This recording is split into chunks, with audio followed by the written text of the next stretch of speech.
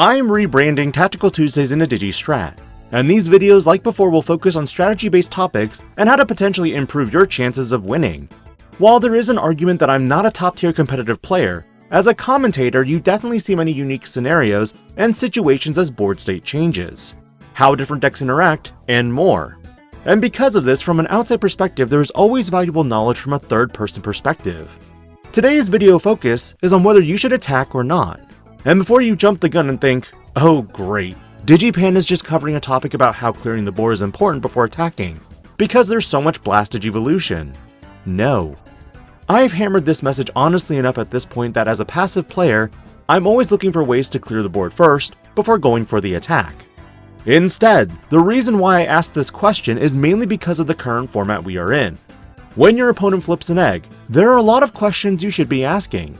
For example, if your opponent flips Sunmon, your most likely thought is that your current matchup is going to be a Galaxy type of deck, meaning at this point you're probably going to be counting in 4s for the remainder of the game. If your opponent flips Sunomon, you already narrowed it down to your field to a draw and trash kind of deck that could be varying top ends, but more than likely, it's Lord Nightmon X.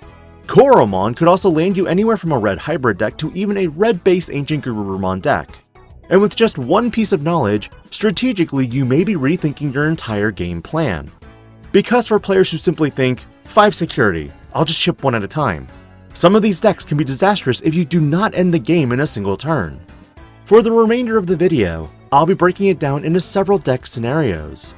In the first scenario, say your opponent flips up Balmon, and digivolves into Ukomon, choking you to 1 memory. Your immediate thought is going to be, alright, Fenrylugon, Takamikazuchi. How quickly should you take out their security and go for game? In the case of Fenrylugon, you might consider building semi-wide, maybe 2 to 3 Digimon first, because that would theoretically put your opponent on a 3-turn clock. Because Ukomon can promote out next turn, glean the top 3 cards and then hatch a new egg. And if that egg goes into a Lugomon, they've already established step 1.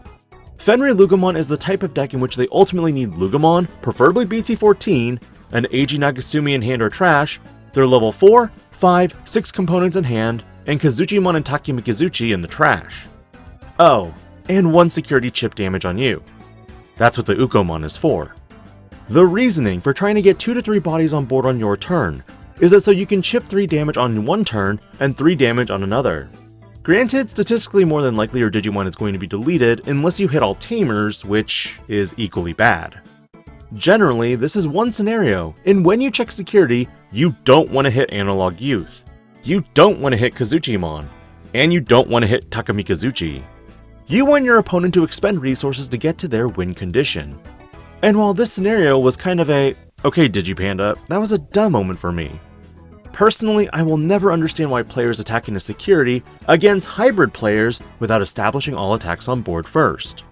Hybrid decks are usually chock full of tamers, and if you're chipping 1 security at a time, you're typically handing over advantage when they reveal memory fixers, tamers that can gain memory, and more.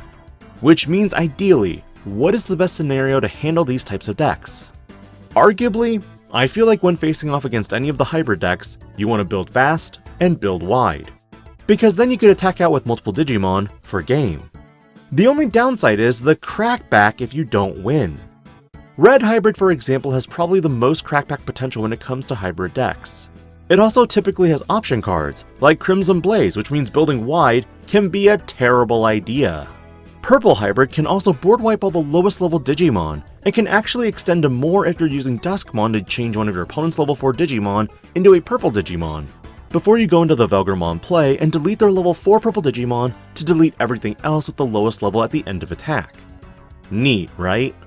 And of course Ancient Garurumon can do a lot of bouncing, and putting targets on board for this Digimon to bounce back can be a problem.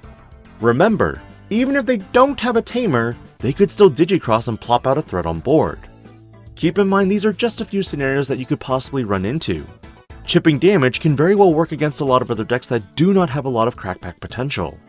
Some decks you're probably just going to have to chip 1 at a time, because you don't have a choice. Maybe your deck isn't functionally built to clear multiple security in a single turn. Or maybe worse, your opponent has ways to recover security. All in all, the purpose of this video is simply food for thought on the repercussions on chipping versus clearing everything in one turn. because the crackback potential of decks in the current format is extremely high. What are your thoughts on this topic, and do you see yourself waiting against a hybrid deck, or just chipping one at a time?